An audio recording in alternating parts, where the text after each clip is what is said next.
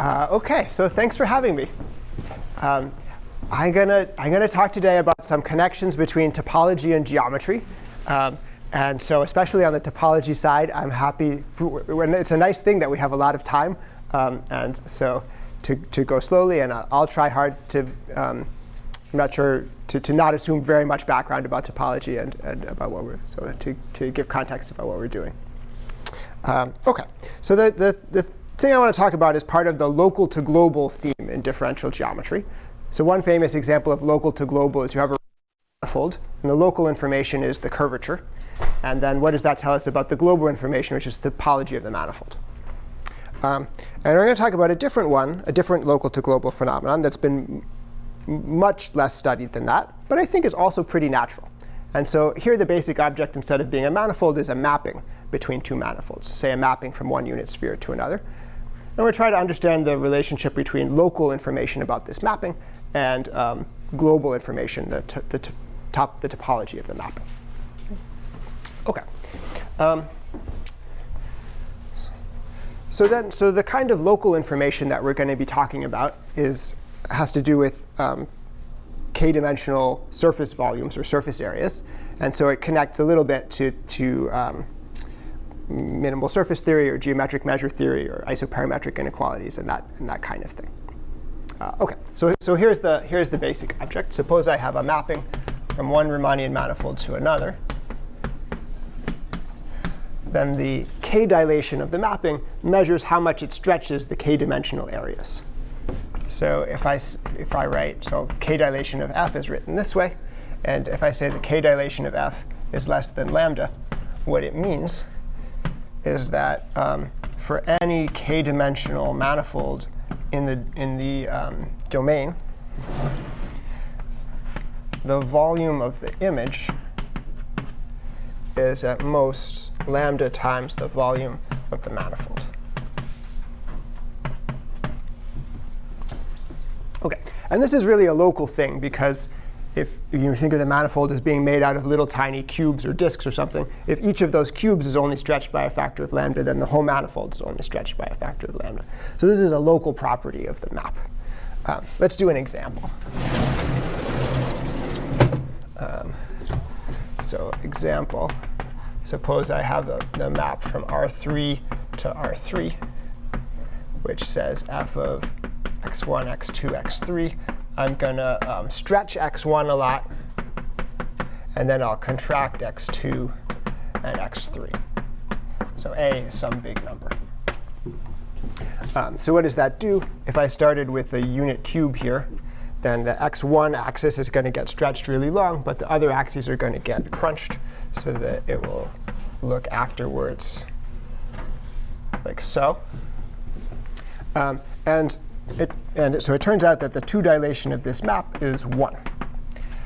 OK, so one part is easy to see. If I take this face over here with area 1, then it got stretched to be a by 1 over a, so it still has area 1. And it's a bit harder to see that if I took a little square at a funny angle, that its area also would go down. But it turns out to be true. So this is a typical example of what it means two dilation is less than 1. Of course, another thing that could happen would be the identity map that has two dilation 1. And then because we have some map from one manifold to another, it could look, in some parts of it, it could look like this. And in some parts of it, it could look more like the identity.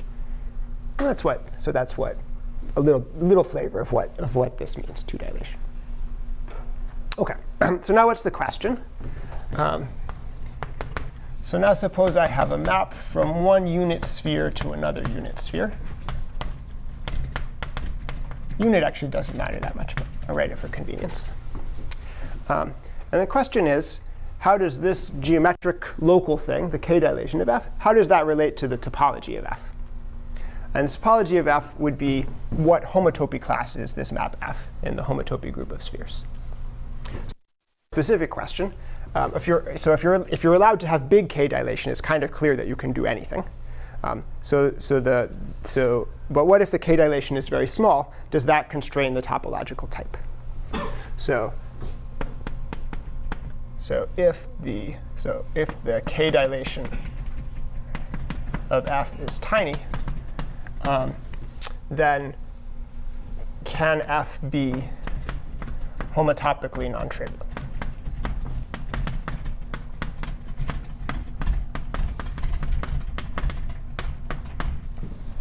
OK. And this seems to be a pretty complicated question. And at this point, I'm able to answer it in one special case, which is when m is 1 bigger than n. So here are two theorems that answer the question in that special case. OK, so one theorem says, actually, one theorem is kind of general. K is bigger than m plus 1 over 2. And I take an element of pi m of Sn, and m is bigger than n. Then there are a sequence of maps that are in this homotopy class, and the K-dilation can be arbitrarily small. So then there's a sequence fj of maps in the homotopy class A, and the K-dilation of fj goes to 0.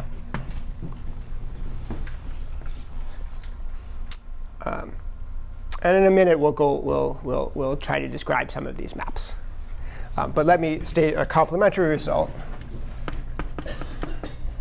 So theorem 2, if k is less than or equal to m plus 1 over 2, and f is a map from Sm to Sm minus 1,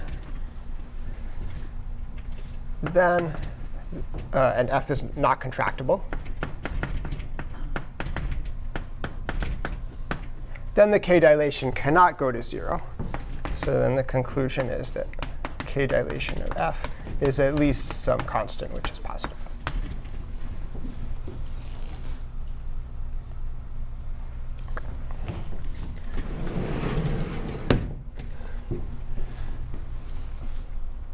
OK, any questions so far? OK, so the next thing I'd like to do is to give an example of a map like this. There are these kind of funny, tricky mappings that manage to be topologically non-trivial, even though the K-dilation is really small. What might that look like? So the first interesting case, or the first case where this applies, is that m is 4 and n is 3. And one background fact from topology that I'll just mention is that pi 4 of S3 is not just 0. We'll talk more about it in a bit. But there is some non-trivial homotopy class in there. OK, so the theorem says that I can find f, which is so from S4 to S3, which is not contractible, and where the 3 dilation of f is arbitrarily small. So that's the first interest. That's the first case of this thing. OK, so how do you do it? So we're going to start with just any map which is not contractible, and then we're going to modify it to make its 3 dilation smaller. So we start with just any map from S4 to S3, just any map f naught, which is not contractible.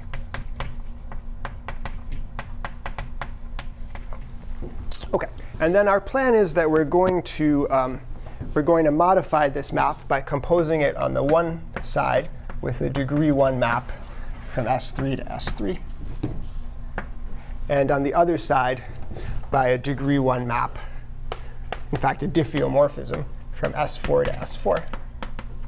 And then f is going to be the composition of these things. And even though this geometrically has 3 dilation not particularly small, by stringing these together, we're going to make it really small. Okay.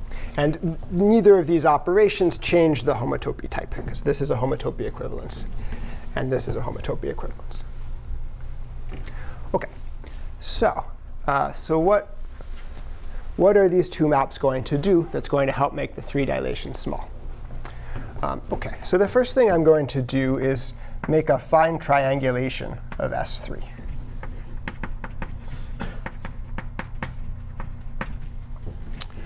OK, and so let's say that the side length of this triangulation is epsilon. be a small number. And then in the middle of each triangle, in the middle of each 3 simplex, I'll make a ball. So I'll have these red balls.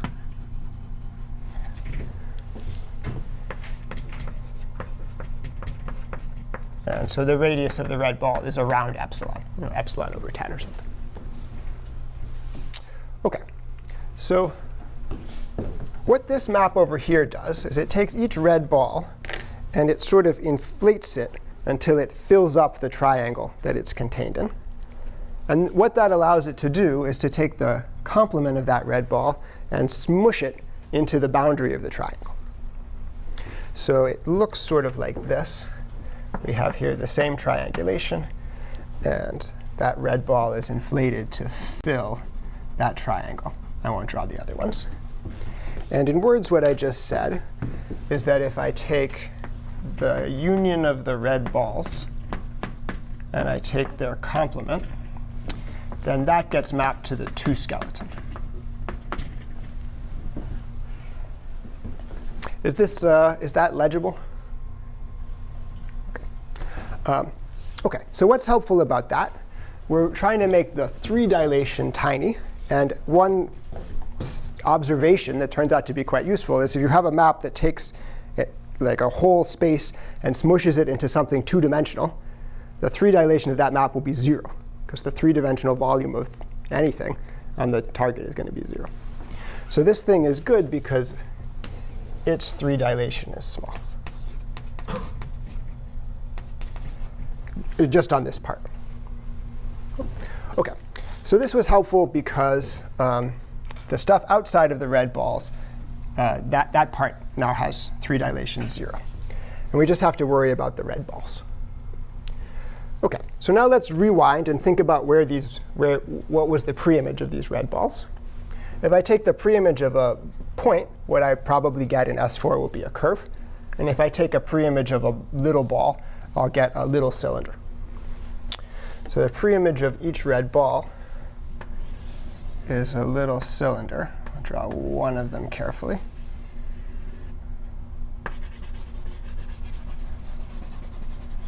And then there are a bunch of them. I'll draw the others less carefully. OK, what are the dimensions of these cylinders?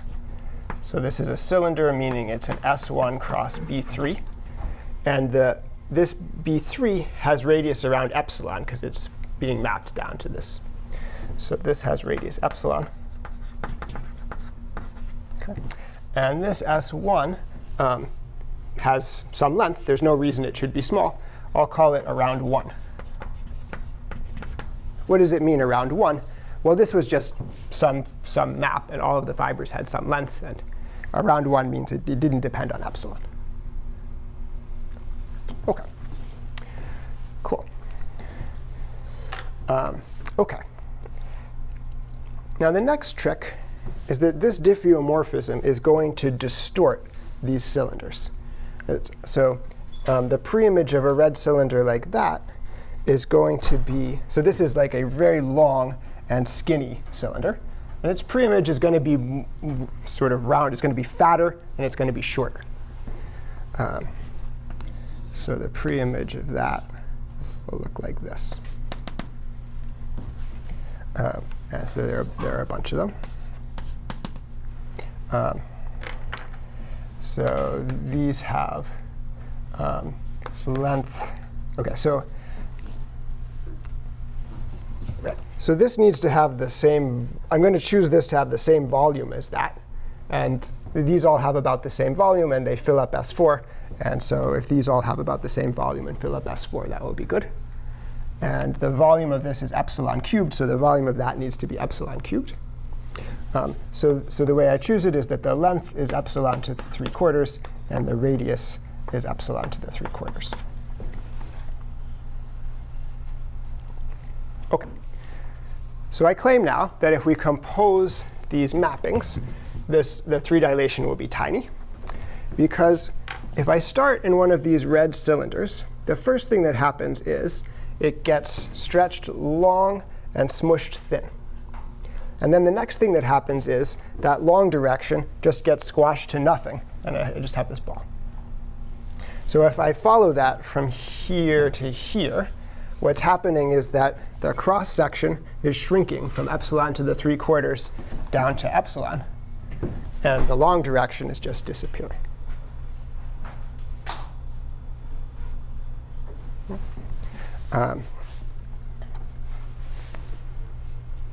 OK. Should I scribe more about that? Do people feel OK about that? A little more. A little more. OK. So let's call this diffeomorphism psi.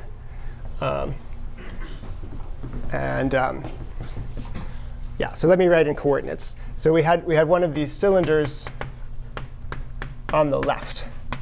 And so it's a 3-ball of radius epsilon to the 3/4 across a circle of length epsilon to the 3/4.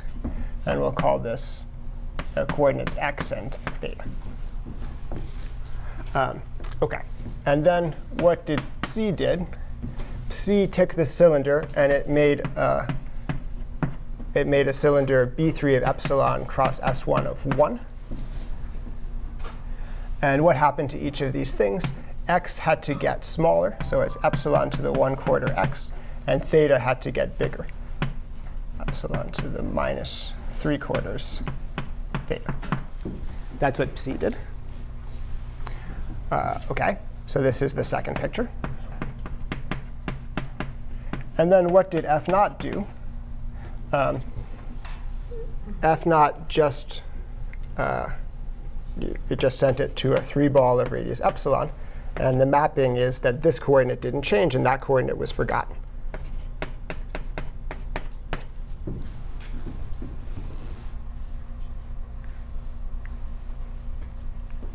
Yeah, so that describes what happened to this fat cylinder. So first it got stretched long and squeezed thin. And then we projected out the S1 direction. Cool. OK, and then if you think about this map from here to here, it has really small everything, really small 3 dilation, 2 dilation, 1 dilation. This just disappeared, and then we just took a ball and we shrunk the ball. OK, so that tells us that the 3 dilation of F on the red part is tiny. So F is the composition of all of this.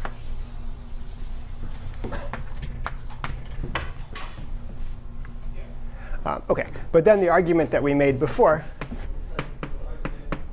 is that if we take the complement of the red part, that got mapped to the 2 skeleton. So the 3 dilation of that is 0.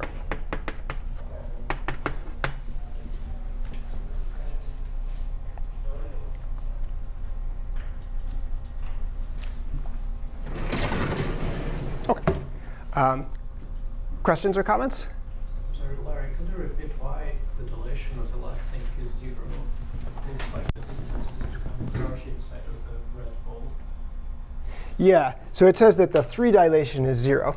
So it says that if you take the complement of the red balls, that got mapped to the 2 skeleton. Yes. And therefore, on the complement of the red balls, the 3 dilation is 0. Oh, on the complement. Yeah. So this part fixes the complement of the red balls. And this part has the job of fixing the red part. Yes. Cool. So this diffeomorphism perhaps is pretty complicated. And we didn't say what happened to the spaces between the red cylinders. That would be very complicated. But we don't have to keep track of it, because at this step here, that part is squashed down to something 2-dimensional. OK. Another thing that's good to say is why can we do this when we have a S4 to S3, but we can't do it when we have an S3 to S2? And the observation there is that these are a bunch of circles in S4. And I want to find a diffeomorphism that moves like that circle over here and this circle over here and so on. And we can do that because circles cannot be linked with each other in S4. If you have one-dimensional curves in S4, you can move them around without hitting any other one-dimensional curves in S4. So you can build this diffeomorphism by first taking this first cylinder and moving it over here without hitting any of the other red ones, and so on. But if you tried to do it in S3, you could potentially have a lot of linking among these different cylinders, and then you couldn't move them around in order to get them in this nice position.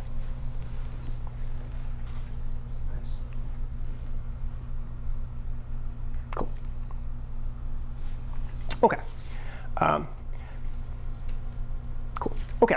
So there's a certain amount of flexibility that comes in Theorem 1. And then there's also a certain amount of rigidity that comes in Theorem 2. There are lots of cases that we don't know. But if we happen to be interested, if we happen to consider maps from Sm to Sm-1, then these theorems they match each other. So there's no in-between ground. Yeah? You have a lot of ripples here. It's very obvious that they don't link when you take the pre-image. Because if you want to reorganize these small, you actually don't tangle on each other. Yeah, right. OK, right. So Christina is saying that we want to reorganize these red solid tori. We need to make sure that they don't tangle with each other, they don't link. And the reason that they don't link is because we're in S4. And curves in S4 can't link. And this argument doesn't work for maps from S3 to S2. And it is exactly because the curves could be linked with each other, so we don't have the freedom to reorganize them. Cool. Anything else? So theorem 1 doesn't depend on your image is Sn, but an arbitrary and closed in manifold is OK. OK, so the question is, in Theorem 1, if I replace this Sn by an arbitrary n manifold, would it still be true? So in your proof, you didn't use the global structure of your image. Right.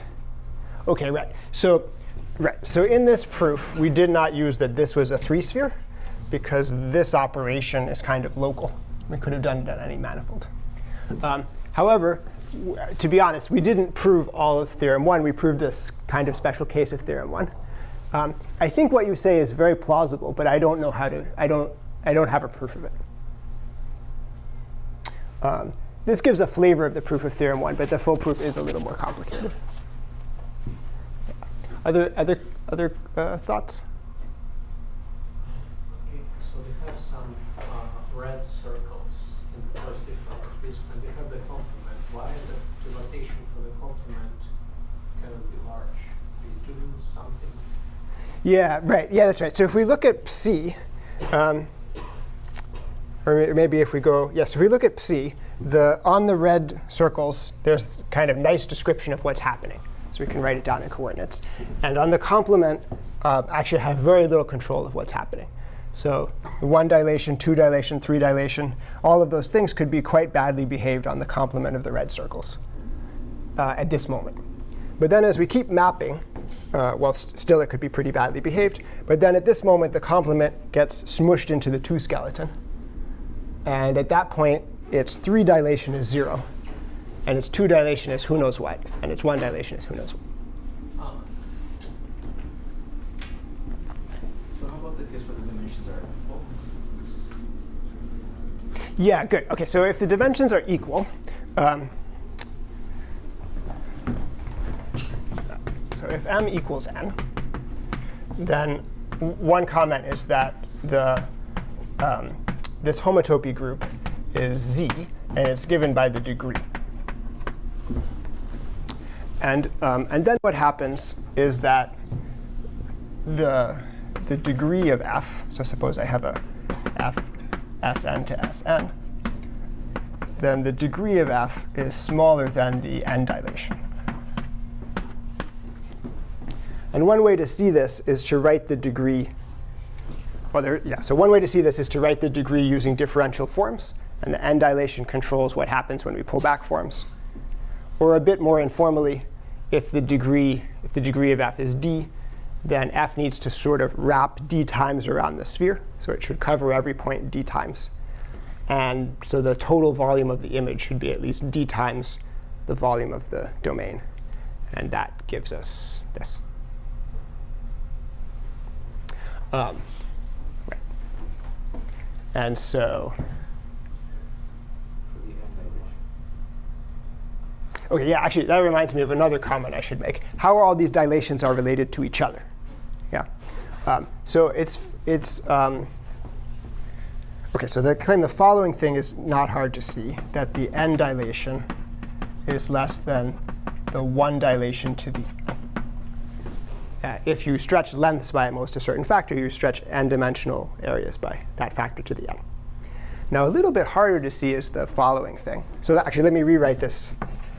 Dilation n of f to the 1 over n is smaller than 1 dilation f. OK, so in fact, the following stronger thing is true, that the dilation k of f to the 1 over k is smaller than dilation k minus 1 of f to the 1 over k minus 1.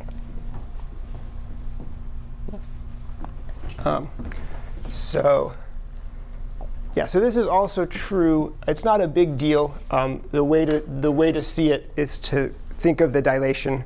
You can read off the dilation from the derivative, so you can write it all in terms of matrices. And then the k dilation is the product of the k biggest singular values of the matrix. And once you say it that way, then it implies this. OK, anyway, the point of that discussion is that saying that the 1 dilation is tiny implies that the 2 dilation is tiny, implies that the n dilation is tiny. So if we think about these conditions, they have a clear spectrum from the strongest condition to the weakest condition. And even this weakest condition is enough to show that the degree is 0 and the map is contractible if the dimensions are equal. But on the other hand, if we have maps from Sm to Sm minus 1, then there's some cutoff in the middle at m plus 1 over 2. And on this side, these conditions are all pretty weak, and they allow the topology to be arbitrary. And these conditions are stronger, and they imply that the map is contractible. Is it work only for spheres, this inequality? This inequality works for any space because it's sort of pointwise.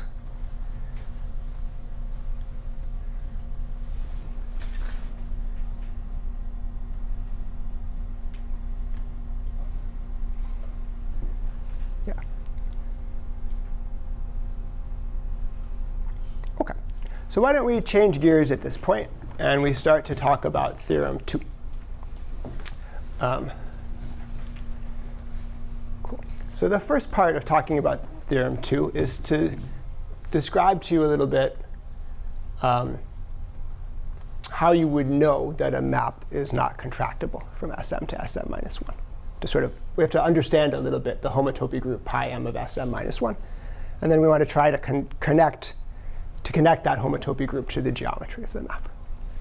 Yeah.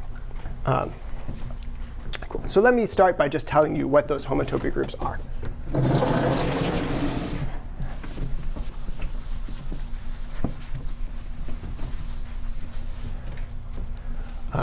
OK.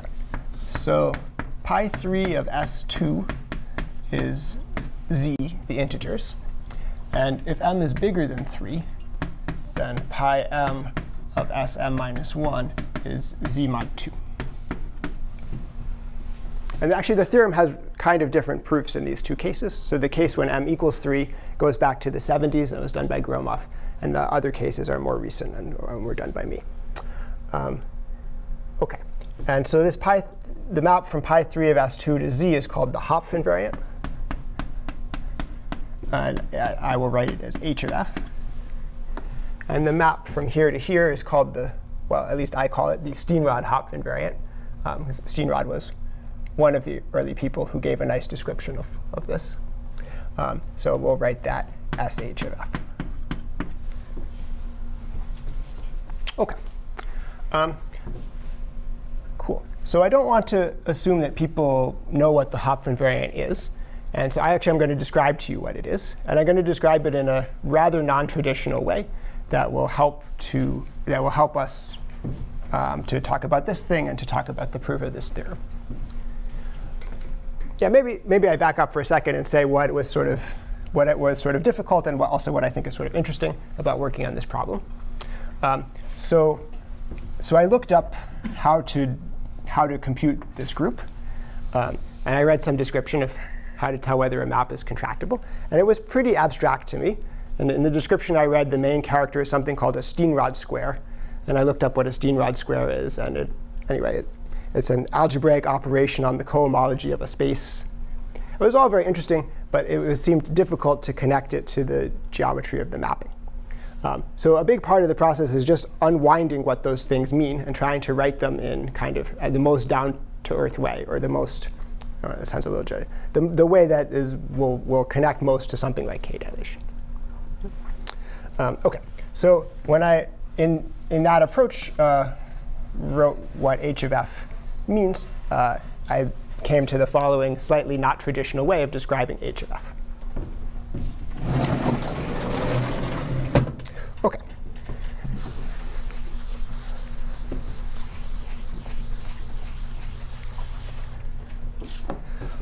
OK, so we have this map f from S3 to S2. And we want to define an invariant. And so let's say we know about homology. And so I could look, what does this map do to homology? But it can't do anything to homology because this only has homology in 3 dimensions, and this only has homology in 2 dimensions. So the map on homology is 0. OK. And then, OK, so next thing I'm going to try is I take the product of f with itself. That's now a map from S3 cross S3 to S2 cross S2. And it's sort of defined in a natural way in terms of f. And I say, OK, maybe now there's some homology. But actually, still, there's no homology. OK. But now that I've written the map in this product, it has like a little bit of extra structure that helps to make something a bit like homology. And here's the extra structure. So let's say that delta denotes the diagonal inside of here. So diagonal is like points theta comma theta. So it's 3. So that's dimensional. What happens? What does this f cross f do to the diagonal? Well, it sends theta comma theta to f of theta comma f of theta. So it gets mapped to the diagonal over here. That's kind of a neat thing. So this 3-dimensional subset here, no matter what f is, this 3-dimensional subset here is always mapped to a 2-dimensional thing over there. And there are a couple other similar things. So if I take S3 cross a point, that gets mapped to S2 cross a point. And if I take a point cross S3, that gets mapped to a point cross S2. Cool. OK, and this is going to help me. This diagonal is homologous to this thing plus that thing. So there's a chain that goes from whose boundary is this and this and this. And when I apply f cross f to that chain, all of the boundaries get kind of smushed to lower dimensional things. OK, so let me scribe that.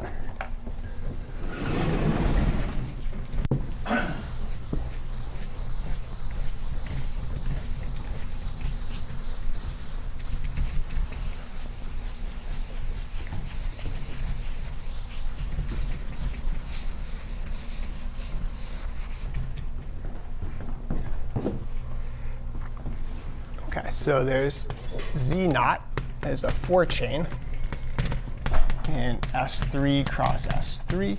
And the boundary of z naught is the diagonal minus S3 cross a point minus a point cross S3. So this z naught looks schematically sort of like this. And when I apply the map f to it, each of these things gets smushed to something lower dimensional. So schematically, it looks something like this.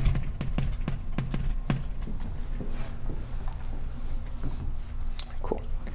OK. And because the boundary got collapsed, this thing is a force cycle, even though that was not a force cycle. And that force cycle has a homology class in S2 cross S2. So let's call this Z.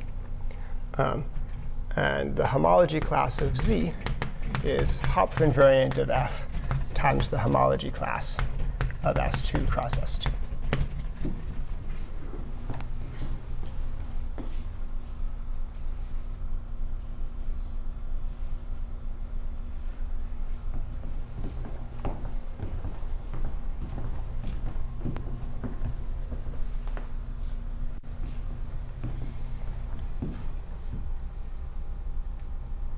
OK, so if we believe this is a cycle, then a force cycle has a homology class. And the fourth homology group of S2 cross S2 is just multiples of this class. So this must be a number. And another claim is that it's a homotopy invariant of F. So I won't prove that, but you could sort of imagine. So we have this fixed Ford chain with these boundaries. And then if you homotope F cross F, this thing will move around in kind of continuous way. And its homology class won't change. And so that would make this a homotopy invariant. And if you've already met the Hopf invariant and you know some other way to define it, then perhaps one would want to check that they're the same. And I'm not going to do that in the lecture.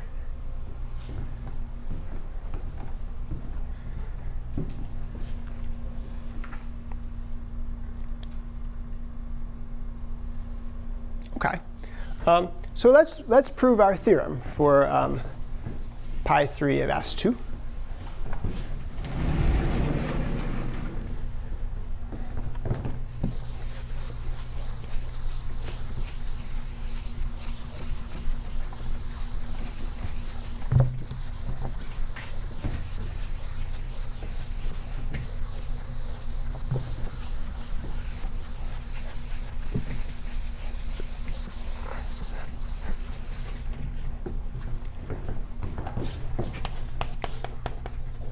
So this is a theorem that Gromov proved in the 70s.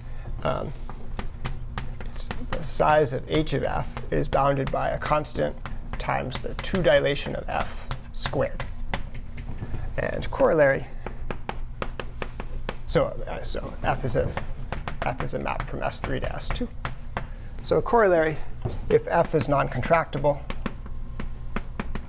that means that h of f is at least 1.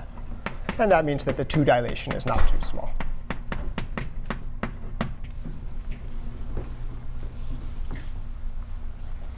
OK, proof.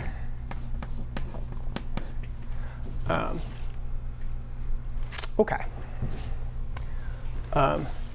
So if I have a force cycle that is in some homology class, h times the fundamental class of S2 cross S2, then it needs to have enough for volume to cover S2 cross S2 h times. So, so the size of the Hopf invariant is smaller than a constant times the 4-dimensional volume of Z. Or in other words, the 4-dimensional volume of F cross F of Z naught.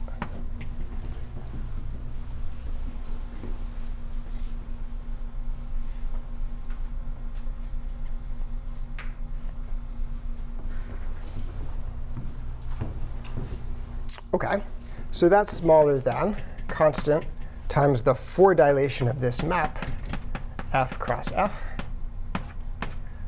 times the volume of Z naught. But the volume of Z naught is also a constant, so I can just absorb it in here. Cool. OK, and now the only thing we have to check is that the 4 dilation of F cross F is bounded by the 2 dilation of F squared.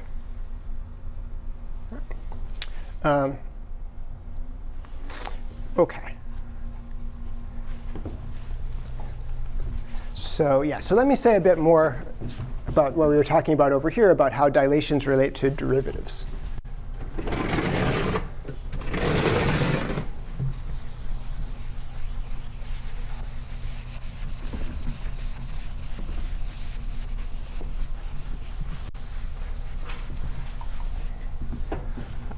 So if I have the K-dilation of a map F, that's actually the supremum over all of the x's in the domain of the K-dilation of the derivative of F at the point x.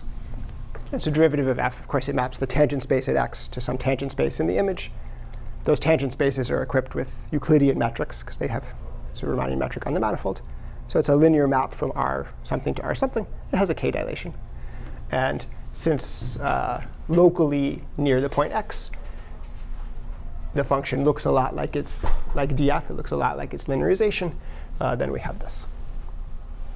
OK. And this thing is a linear map. So after we choose bases, it's a matrix. So let's say df of x is a matrix.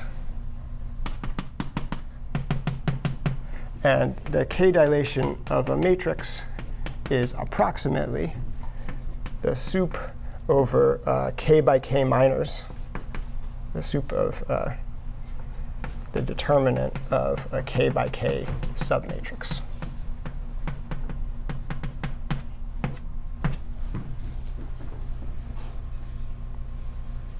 OK.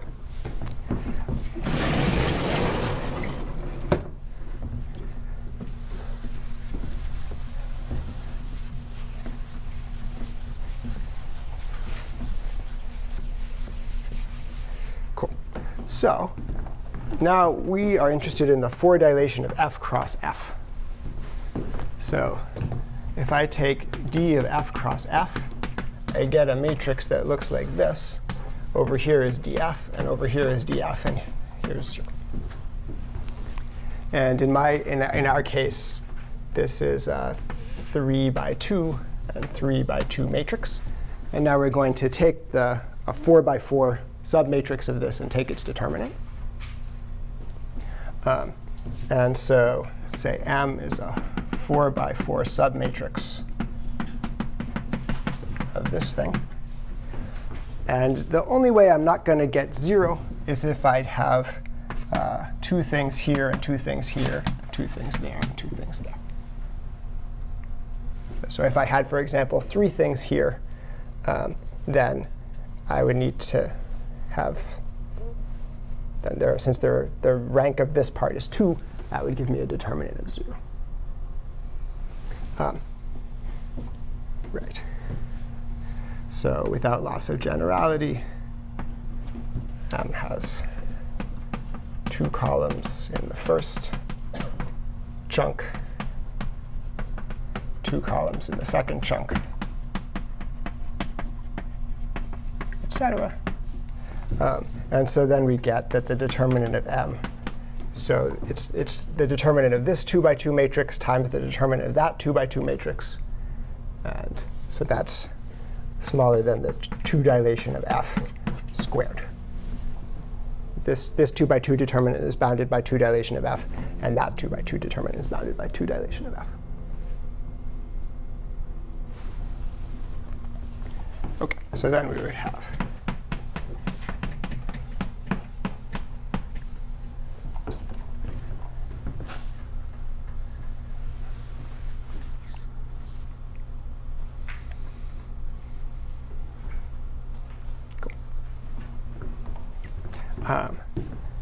OK. Any questions or comments about this?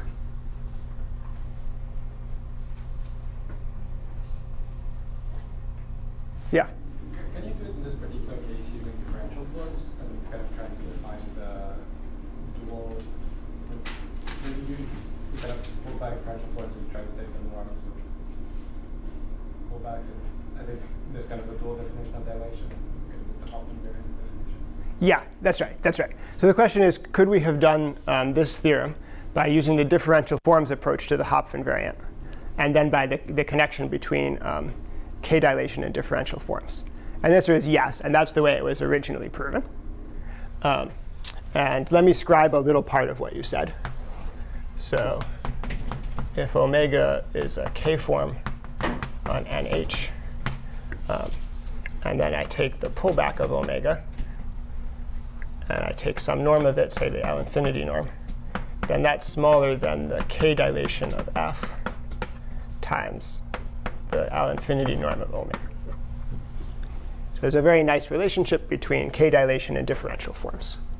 And this is as you said, it's kind of the dual of the definition that I gave. And it's really nice. And then the Hopf invariant has a description in terms of differential forms, and using this and that description, you can prove this. And that's the way Gromov did it in the 70s. So in the homotopy groups of spheres, there's a part that's not torsion, like that Z, and there's a part that's torsion, like that Z2. And the part that's not torsion is there's actually very few of them, and they are all sort of in the same family, and they can be described in terms of differential forms. And there's we have a lot of good geometric information about those homotopy classes that comes from stuff like this. Because differential forms, we're used to doing geometry with them, and we can talk about how big they are and stuff like that. And all of the not torsion classes, they don't have any description using differential forms. And the description that they classically have involves objects that I, as a geometer, am not that used to working with. And it's even not that easy to assign a size to the kind of objects that appear in the story. Anyway, so the first step of proving the theorem 2 that I wrote before and that I'm going to talk about after the break was to reprove this theorem in some way, not using differential forms, but using a definition that will generalize to the higher M. Cool. OK. Anything else before we take our break? So for the Hopf vibration, is it known whether you can make the trivialation small? So for the Hopf vibration, so I'm not sure this was the question, but for the Hopf vibration for maps from S3 to S2, the 3 dilation is already small because the target is 2-dimensional.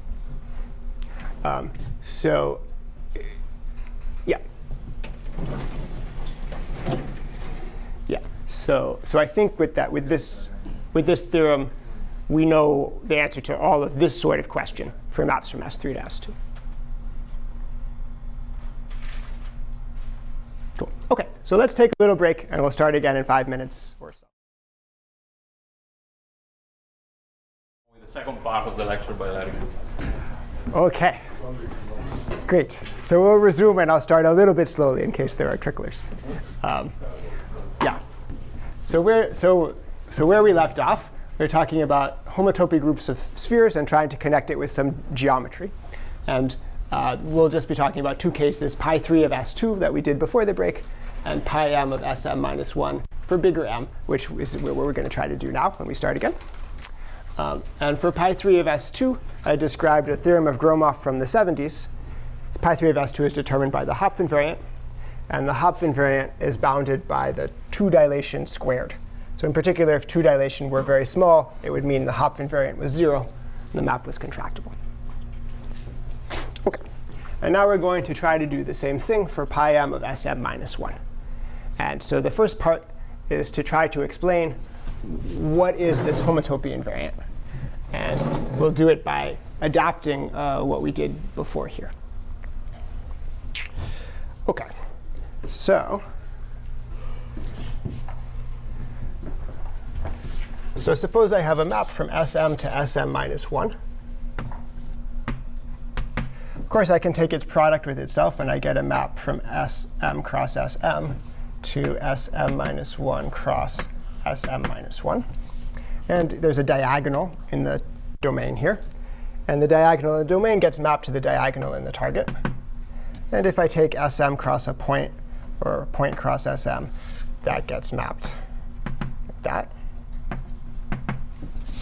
That all works like before. And then I might think, I won't edit this, I'll just say in words. Then I might think I could use that to build an interesting invariant, because I could take a chain whose boundary is the diagonal and the other 2 things. And then when I map it over by f cross f, the boundary disappears, and I get a cycle. All of that works for any m. But the trouble is that the dimension doesn't work out. So the diagonal is m-dimensional, so this would be m plus 1 dimensional. So I have an m plus 1 dimensional cycle. and an m is bigger than 3, there is no m plus 1 dimensional homology in Sm minus 1 cross m minus 1. So this cycle automatically has a 0 homology class, and I did not construct an invariant. OK. So then I say to myself, this cycle was not big enough dimensional. I need to do something to make its dimension bigger so it could go somewhere. So then I might say, well, maybe I'll take Si cross Sm cross Sm to Si cross Sm minus 1 cross Sm minus 1. And then Si cross the diagonal goes here, and so on.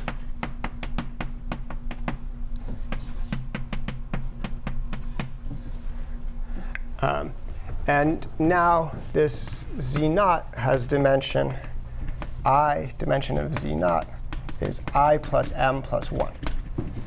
And I want to choose that so that the dimension of this cycle on the other end will be a nice dimension where there's homology, like 2m minus 2.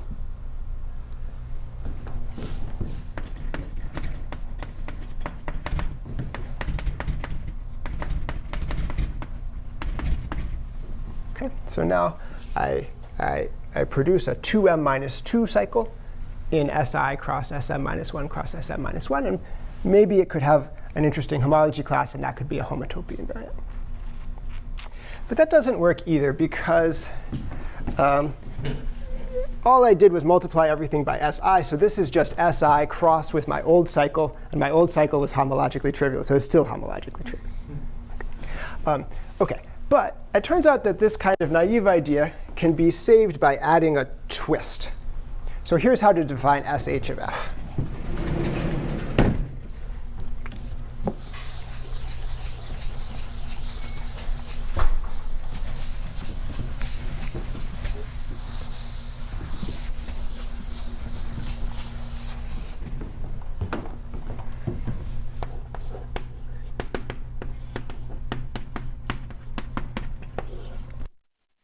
So there's an object called gamma I of x, where I take Si cross x, and then this has a kind of neat symmetry. So I can mod out by z mod 2. What this z mod 2 does is it switches the two factors of x, and it's the antipodal map on Si.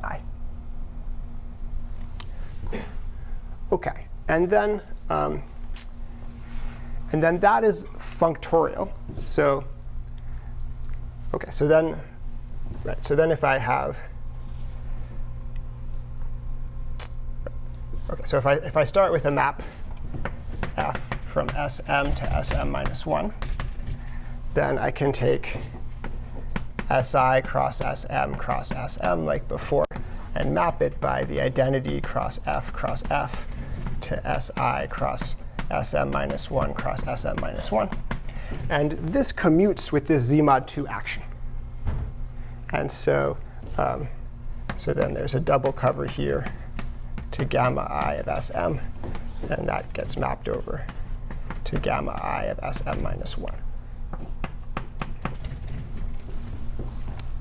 Cool. OK, and so the trick is to do this general idea, but to do it in here instead of in there. And then it works.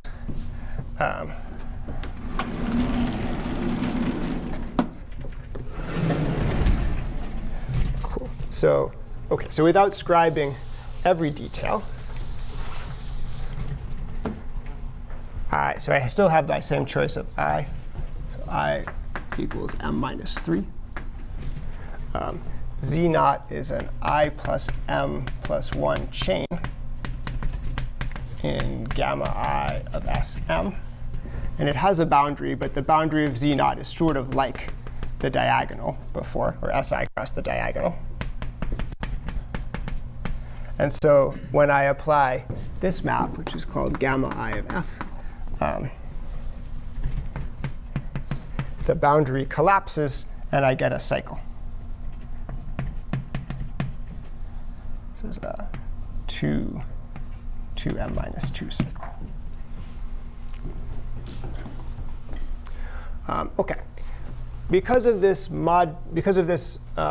twisting, this dividing out by the z mod 2 action, this is only a mod 2 chain. the way this mod 2 symmetry works. It's only possible to define this modulo 2. And then the homology class of this thing is sh of f times the homology class of sm minus 1 cross sm minus 1. So nh 2m minus 2 of the target with mod 2 coefficients.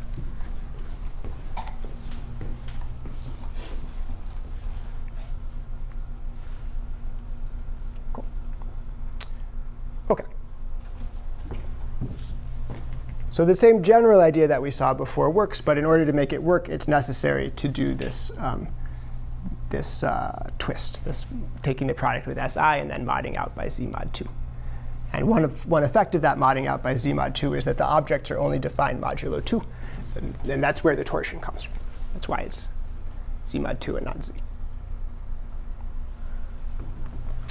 Cool. OK, and this description that I just gave you, it comes from first reading. So I read about this homotopy invariant, and it said you attach an m+1 ball to sm minus 1 using this map, and then you take the Steenrod square on this cell complex, and you see whether it's 0 or not. And then you read what does it mean, a Steenrod square, and unwind and unwind. And that process led to this. Cool. OK. And I felt good about this because it felt a lot like the proof that we gave just before the break. And if I know geometrical things about f, like its K-dilation, then I should know geometrical things about this gamma I of f that I could use to say something about the shape of this cycle to tell whether it's trivial. Cool. OK.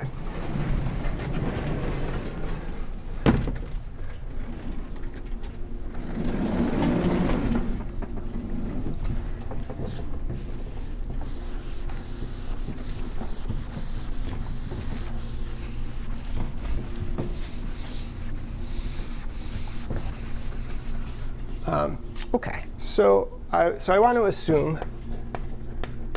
So the theorem that we're going to talk about proving, I'll rescribe. It was theorem 2 before.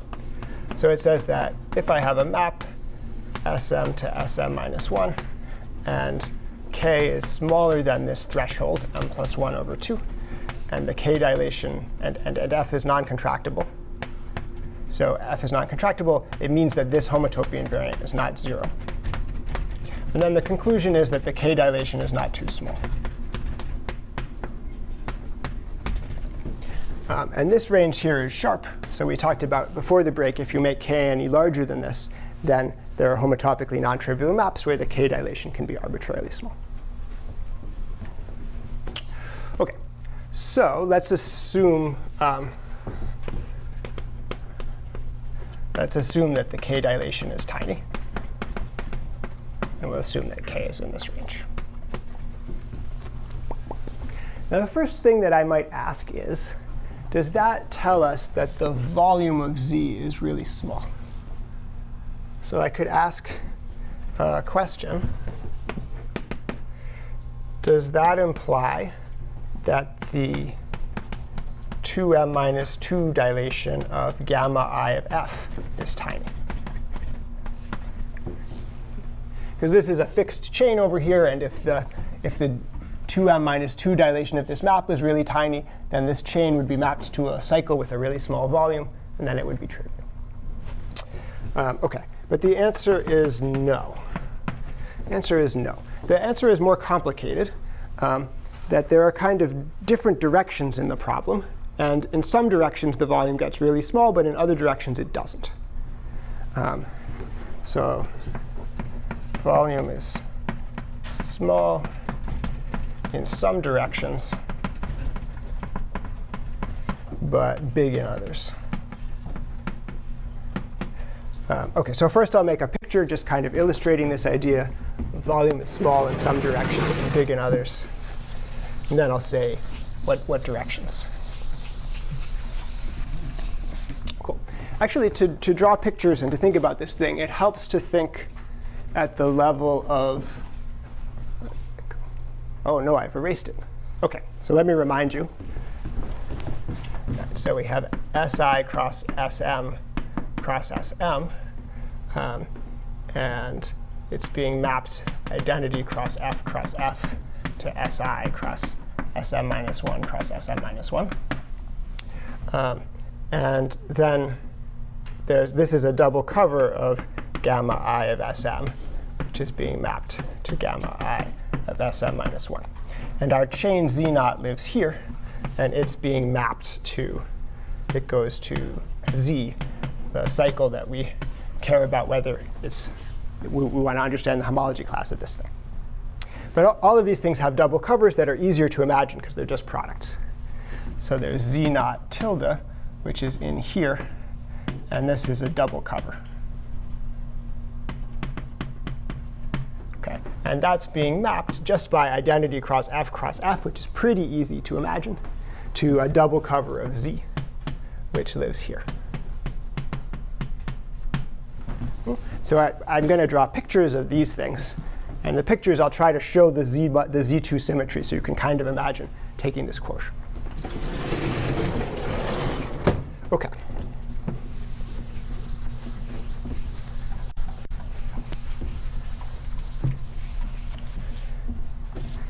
So Z naught tilde has some parts that are kind of going in different directions. I'll say what that means, and that are different, and the parts are different colors.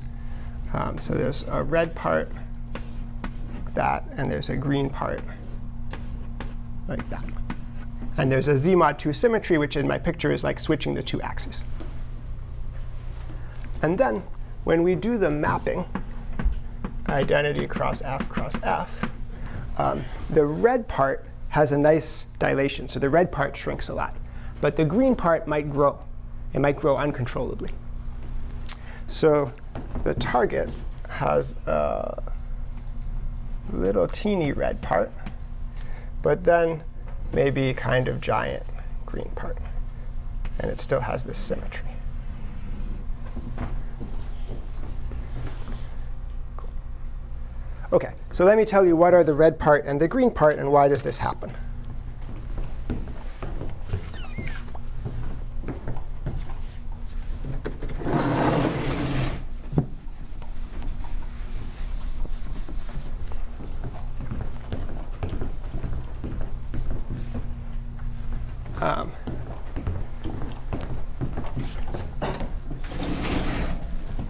OK, so as a little bit of a white lie, I can imagine that my chain Z naught tilde is built out of little boxes that look like A simplex cross B simplex cross C simplex, where the A simplex is in the first factor, the B simplex is in the second factor,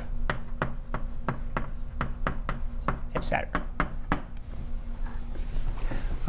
And then when I apply identity cross F to this thing,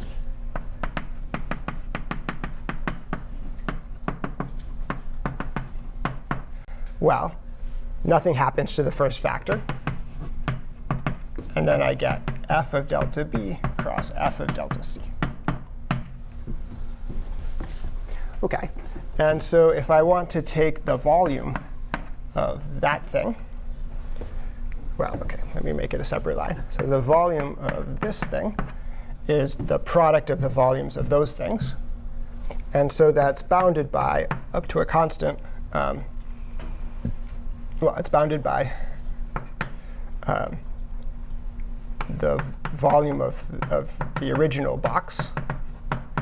This one wasn't stretched at all. This was stretched by the b-dimensional dilation of F. And that was stretched by the c-dimensional dilation of F. OK.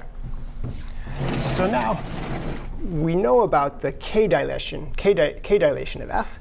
And as we mentioned before the break, if you know about the k-dilation of F, you also know about all of the bigger dilations. But you don't know about any of the smaller dilations.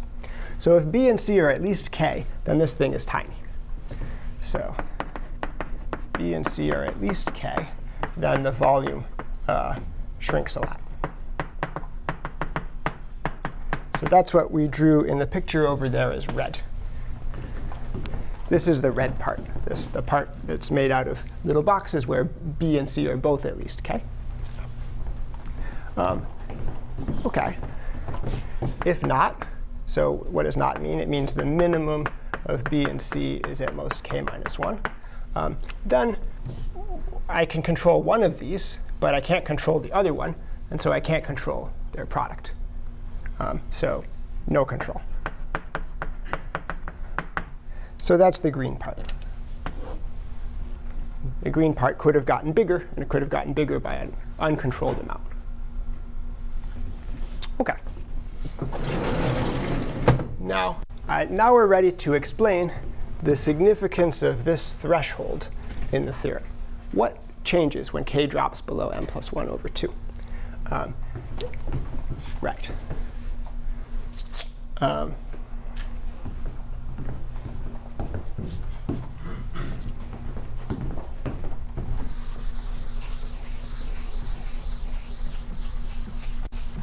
Cool.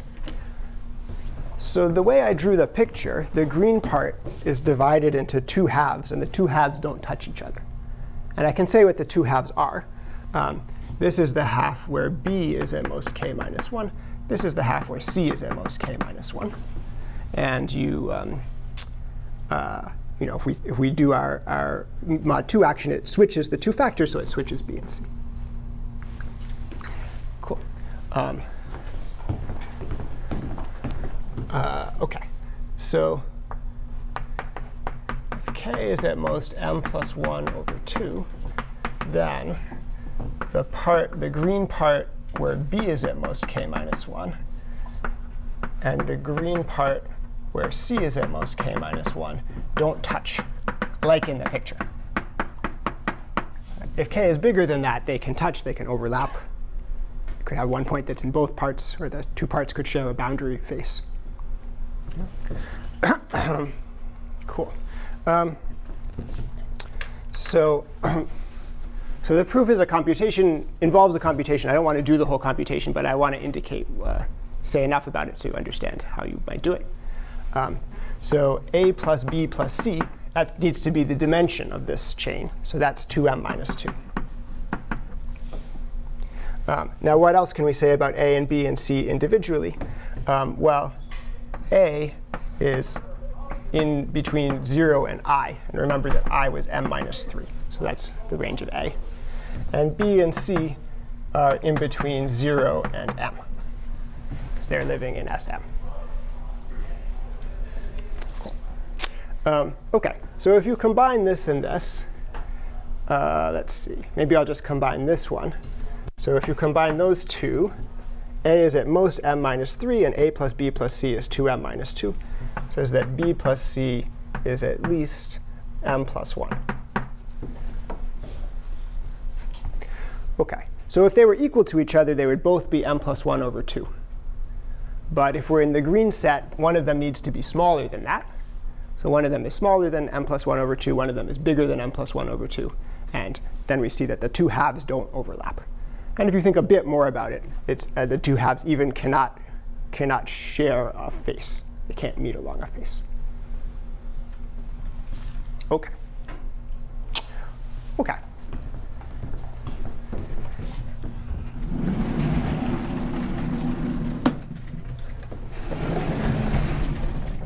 OK, so we'd like to prove that this cycle here is trivial. So we want to show the homology class of Z is 0.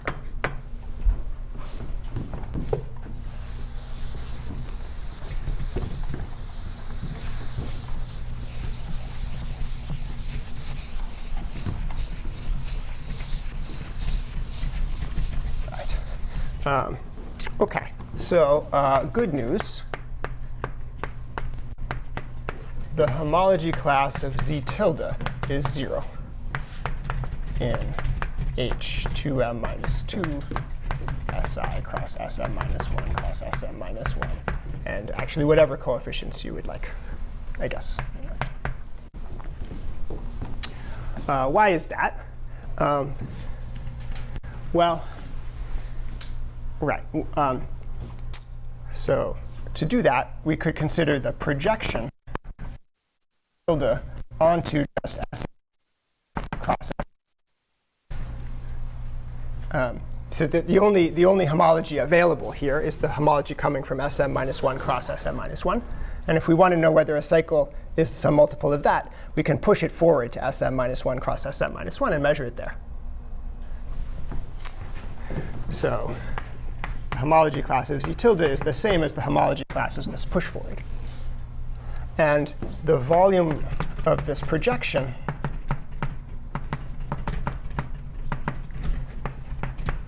this volume is tiny, because this volume all comes from the red part. So the push forward, if A is not 0, then the push forward, yeah. Right. So this corresponds to B and C. B equals C equals m minus 1, and that's bigger than K. So all of the faces that are going to not vanish under this push forward, they're all really small.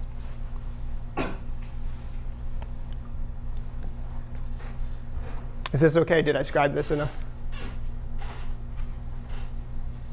OK. OK, so that's good news. So this thing here is homologically trivial. And I remember when I first found that, I thought I was done. This is this is the double cover of Z, and the double cover is homologically trivial. Doesn't that mean that Z is trivial? And then I tried to write down the proof, and that's not correct. Why? So this thing here bounds a chain, and I'll push this down. I have this double cover, and so Z itself looks sort of like this.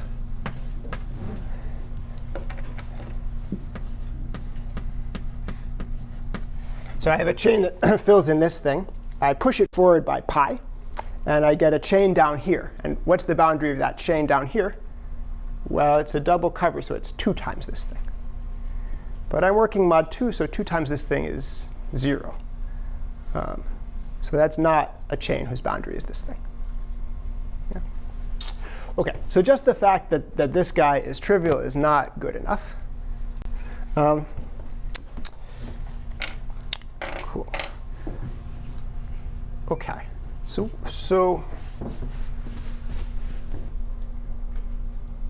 right. You know, if this thing wasn't here, there's this little tiny red thing. And suppose for a second it wasn't there. Then there would be these 2 green bits, the small b green bit and the small c green bit. And they don't touch each other, so each of them would be a cycle. And each of them would be a trivial cycle. And I could just take one of them, and it's trivial. And so I would push it down, and that would show that this was trivial. Yeah. So if this little red bit wasn't there, I would be happy. And so the plan I came up with is to cut out this little red bit and try to replace it by 2 little caps.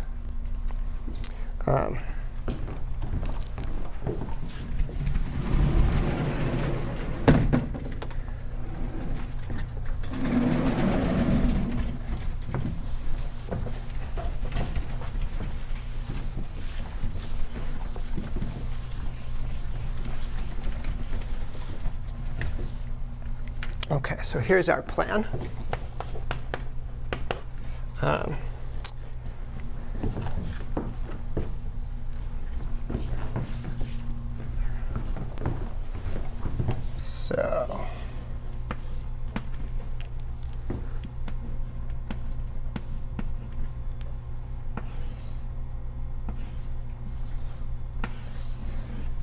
So this is Z tilde, and it's mapping down to Z. OK. And then I want to replace this by leaving the green part.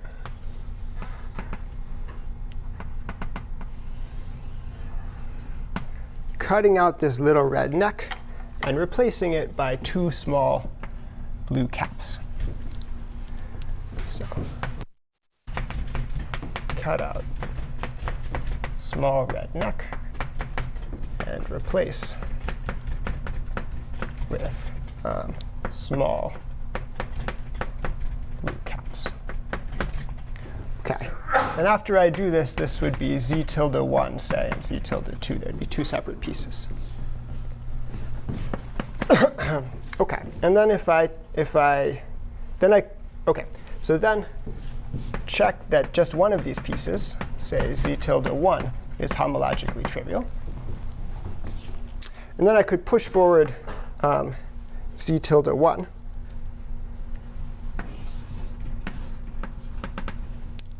So that would look like this. There's pi of z tilde 1. So that implies that pi of z tilde 1 is 0. And pi of z tilde 1 looks almost like z, except this little red thing has been replaced by a little blue thing. So pi of z tilde 1 minus pi of z minus z is just small, because the red thing we know is small, and the blue cap that we're going to build is small. And so if two cycles differ by a small cycle, then they are homologous to each other. So the homology class of this difference should also be 0. That's also 0.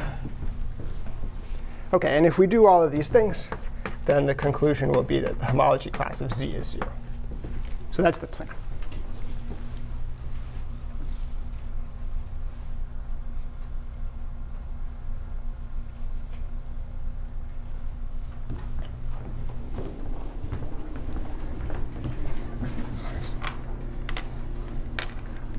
OK, so the hardest and most interesting part of this plan is to cut out the red neck and glue in a little blue cap.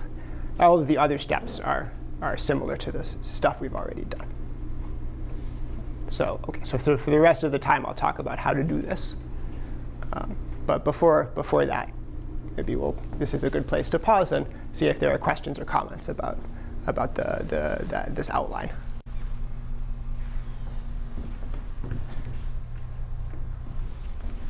When you drew the picture, there's two green and one red. Yes. Yes. OK, so the question is, why are there two green and one red, and what does that represent? So red means that both b and c are at least k. And green means that is not red, so the minimum of b and c is at most k minus 1. But there are two flavors of green. One flavor is that b is smaller than k minus 1, and the other flavor is that c is smaller than k minus 1. And actually, by dimensional considerations, those can't happen at the same time. Exactly one of those things happens. And those are the two flavors. So this is b is less than k minus 1 here. This is c is less than k minus 1 there. Good.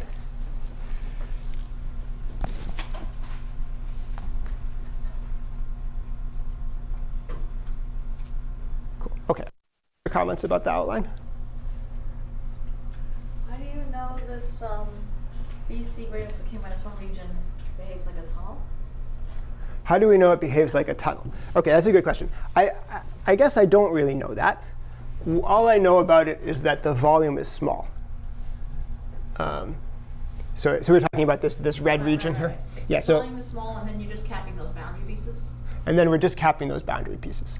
And yeah, it's not obvious how to cap them. We'll be talking about that. But so this, all I know about this is that its volume is small. So I don't know. There could be something sticking off here. It could be that it's not a tunnel. It could be that it's already just two caps. Then I would just be happy. But I drew it as a tunnel because that's the case I'm worried about. It could have topology. I don't know. OK. OK, cool. So, right. So let's, OK, so we can,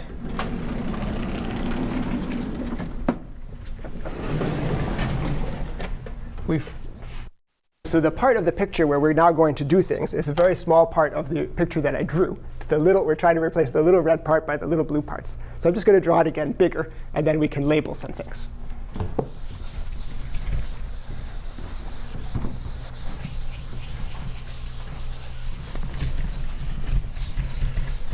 OK, so if I just draw that bigger,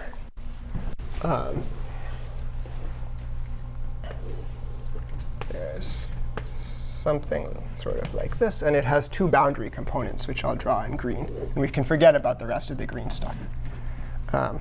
So this red thing I'll call y. And the two boundary components I'll call w1 and w2. So here are some things that we know. We know that the boundary of y is w1 plus w2. They're mod 2 cycles, so I don't have to worry about plus or minus or whatever. I know that. And I know that y is small. So the volume of y is small. OK. Those are some of the things I know. And so question, do there exist chains y1 and y2 with the boundary of yi equal to wi, so that the volume of yi is also small. Say maybe the volume of yi is smaller than a constant times the volume of y. And if I had this, I'd be happy. Then the y1 and y2 would be the two blue caps. I have two separate chains, and then that's what I'm looking for. OK. OK, so as it's written, with just what's on the board here, the answer is no. You certainly cannot do this. So the answer is no. Let me put the answer over here. Call it question 1, answer 1, no. And the example is, it doesn't look like this. It just looks like a thin annulus. So I have this circle in the plane. That's w1. I have that circle in the plane. That's w2. And y is the annulus in between those circles. Circles are close together. It's very small. And then if I want to find a chain that just fills w1, of course it can't. It needs to be the whole disk. So the answer is no. OK. So the point is I didn't scribe all of the information. OK, so this makes you think the enemy is that if w1 and w2 are too similar to each other, if they're almost the same, then this isn't going to work. But if I can say they're kind of different from each other, then maybe there's some hope. And in what sense these w1 and w2 are kind of different from each other? Well, right. That's right. So they're in different directions. So in a certain sense, w1 and w2 are perpendicular to each other. And it's because these green directions have a small c and a big B. Those green directions have a small b and a big C. And so those directions are perpendicular to each other. So let me just scribe the extra fact that w1 and w2 are perpendicular.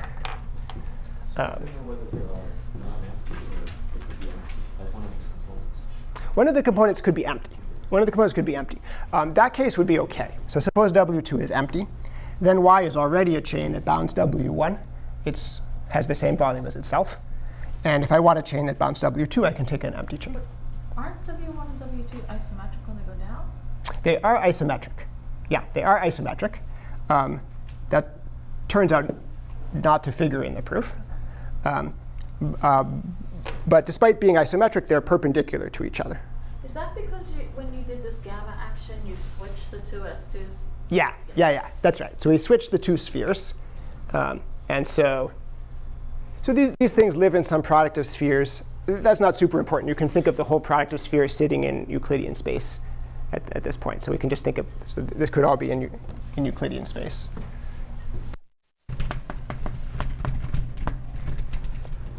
But then to get from here to here, we switched some of the coordinates.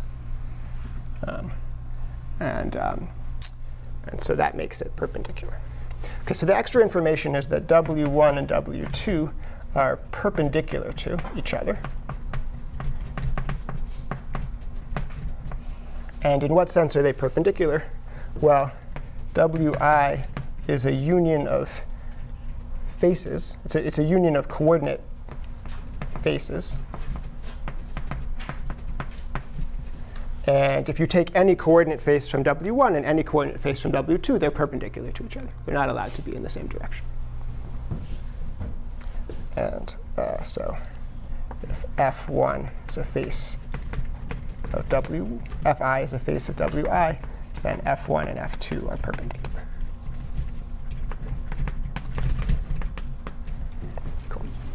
OK, so if we have this extra perpendicular condition, which rules out examples like this, then can we do it? Can we cut out the middle and put two caps without making them so much bigger? I actually don't know the answer to this, but I proved an estimate that is close to this. So I'll write it down. Proposition. So if we have all of these hypotheses, then there does exist wi, boundary of I equals wi. And then what I can say is that the Hausdorff content, let's say that the dimension of y is little n, the n-dimensional Hausdorff content of little y is bounded by a constant depending on the ambient dimension times the volume. So the Hausdorff content of the new guys is bounded by the volume of the old guy. But it's like Hausdorff content is, I'll remind people what it is in a second. It's not quite as good as saying that the volume is bounded, but it's small in some sense, and it turns out to be good enough to make the argument in the theorem run. OK, let me just write down what Hausdorff content is. So in other words, it says that yi is contained in a union of balls with some centers and some radii, and the sum of the radii to the n is smaller than this. That's what Hausdorff content is. I think it's probably true with volume.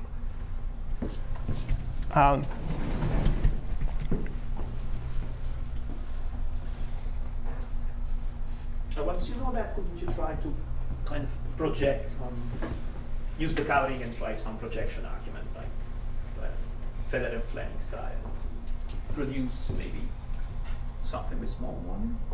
You say, once I know this, couldn't I do something Federer-Fleming to deform it a little bit? I mean, like if you try with, with a cubical composition, it looks like you're actually occupying very little space, no, in cubical decomposition. So you could try to kind of push forward the cycle on the boundary of these cubes and then feel on the boundaries of the cubes.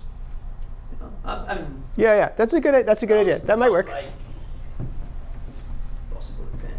Yeah. Let's bracket that for a second and come back to it. OK, so I was working on this thing, and it reminded me. So this looks like kind of a random geometry question in the flavor of the isoparametric inequality.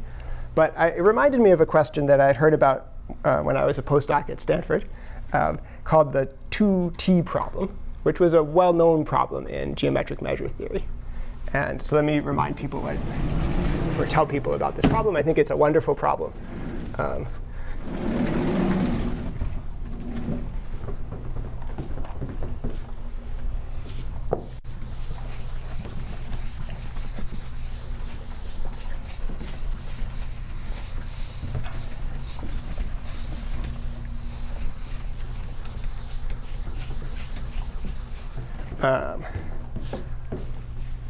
OK, so I'll call it, Tutee problem. So suppose that T is a integral n cycle in Euclidean space. And the boundary of y is 2t. So y is a chain, integral chain. Can I find y prime so that the boundary of y prime is just t, and y prime is not too much bigger than y?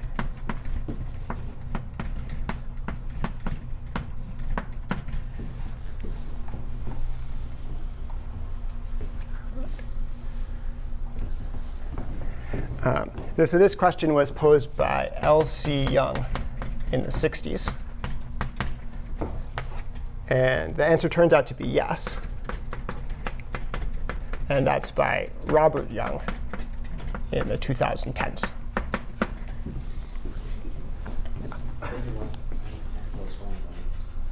The n+1 volumes, yep.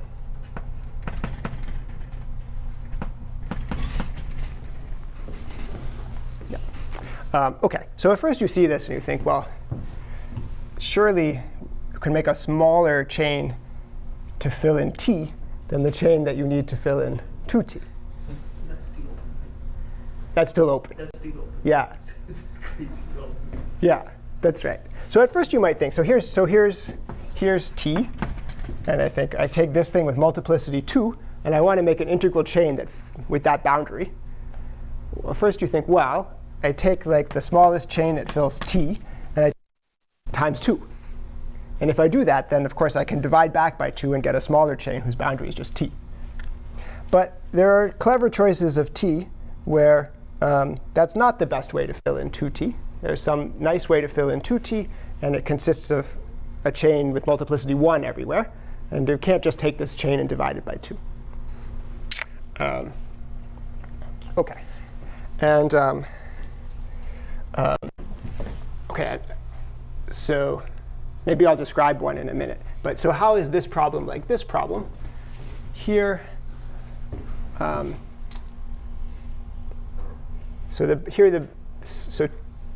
2T is like T minus negative T. And so the boundary of y is T minus negative T. So T is sort of like a cylinder, and one side is T. And the other side is also T, but with the opposite orientation. So y is a homology that goes from T to negative T. And this problem says if you have a homology that goes from T to this rather different thing, negative T, couldn't you take that and do something and get a homology that just goes from T to 0? And this says if I have a homology that goes from W1 to this very different thing, W2, couldn't I break that and make just a homology that goes from W1 to 0? So these actually are pretty similar problems. So actually, when I got to this point, then I was very intimidated, because this is a famous problem. This was just a random problem. Well, you have your tonality condition, which might help you, because yeah. Yeah. OK. All right. OK, so let me try to say for 10 minutes how to get started on this problem. And actually the same idea. This is the same idea that Robert used to get started on this problem. So with this proof, you could say, so proposition prime, the same argument says there exists a y prime, boundary of y prime is T, and the Hausdorff content of y prime is bounded by a constant times the volume of y. So this follows from the same argument as that. And then Robert worked really hard to turn that Hausdorff content into a volume, which maybe, I mean, when you said it, that sounded very reasonable, but I know that Robert thought a lot, and so I feel a little suspicious. No, it's certainly hard, but I think that's not too far from what he's doing, actually. I mean, he's doing, if I understand his ideas, he's doing a projection argument on the skeleton of the cubical decomposition. Yeah. Fleming style. Yeah. But yeah, I mean, he's using. I mean, there's one part of which I don't understand is how he's using actually this uniform rectifiability for something which looks almost like a minimizer, which is this. Yes. David and Sam's. Yes. Yeah. No. It's yeah. So for everybody, so Robert used some deep theorems by David and Sams in proving this. The proof of this doesn't use anything deep. Yeah. So you're correct, I'll take a shot at it. So it uses the deformation theorem. So Federer-Fleming deformation describes a way to approximate a cycle by a cubical cycle. So remember how it works. So suppose I have a cycle, and I would like to approximate it by a cubical cycle. So I draw a cubical lattice.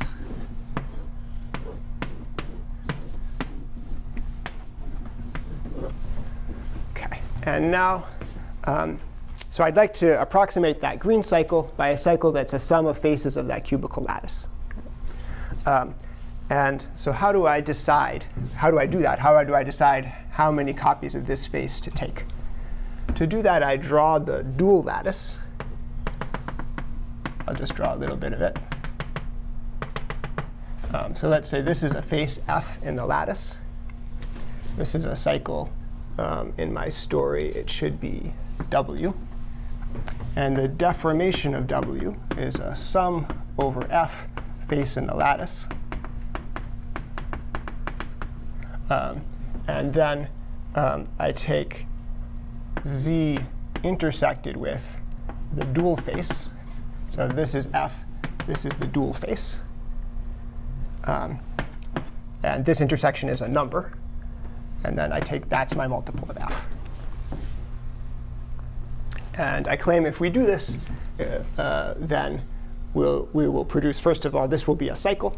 And of course, clearly it will be a lattice cycle because it's a sum of faces of the lattice. And it will be kind of close to some approximation of my original cycle. So this is F1. Because that goes through there, we would have one copy of this F1. And it kind of picture it as this thing being pushed over there. Cool. OK, so the way to get started on this problem is to think about what happens to W1, W2, and Y when we apply a deformation operator. So think about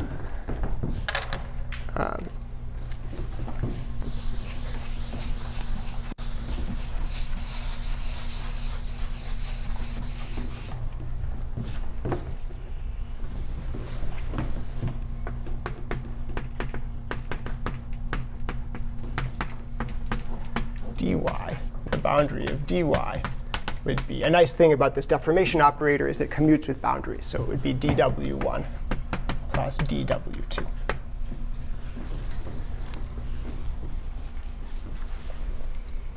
OK.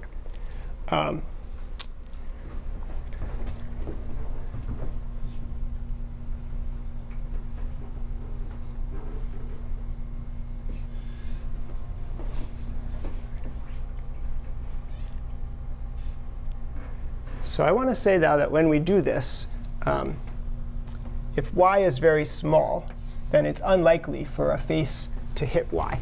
And if you look at a box where y has a small amount in the box, then probably the face won't hit y. And then we'll get that dw1 plus dw2 is have the same multiple of some face.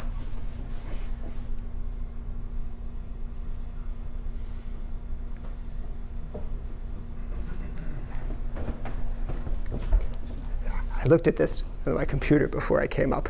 And, I hope that I can figure out some details in the last minute here. Right.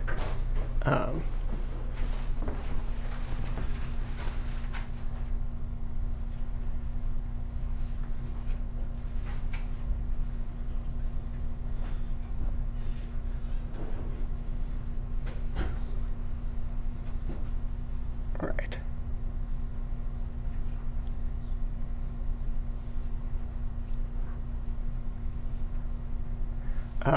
OK, so one thing I remember is that when we look at dw1, so that's the sum over some faces, w1 intersect f star times f. This is only non-zero. Right, so w1 intersect f star and w2 intersect f star are not both non-zero. So let me make this wi. Right, because w1 and w2, so if w1 intersect f star is not 0, w1 needs to have a face that's perpendicular to f star. But if w1 has a face perpendicular to f star, then w2 doesn't have any faces perpendicular to f star, so then this one would be 0. Most one of these is 0. So when we add them, they can't cancel each other. Right? So if dw1 plus dw2 restricted to some face is 0, then it means that they were both 0.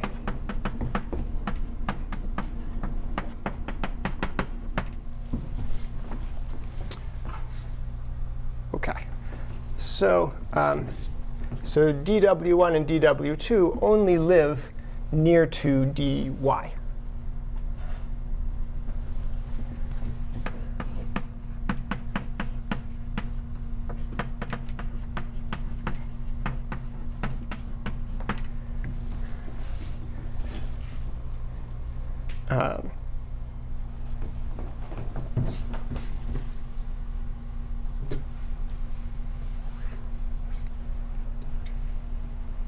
So when we do the deformation, we should pick a scale, have some scale s.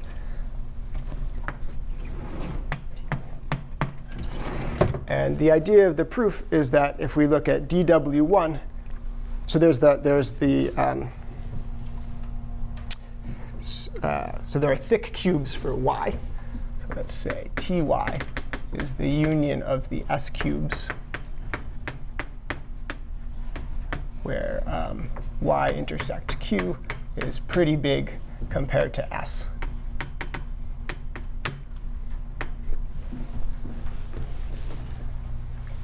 And morally, if y intersect q is small compared to s, then it's unlikely that y will intersect this f star. And so, so deformation of y morally shouldn't live in that cube, or usually won't live in that cube. So dy is, so this is, let's call it a white lie. Dy, the support of dy is contained in ty. But now if we look at dw1 plus dw2, I say dw1 plus dw2 is supported in ty. And they don't cancel with each other. So actually, dw1 by itself is supported in ty, and dw2 by itself is supported in ty.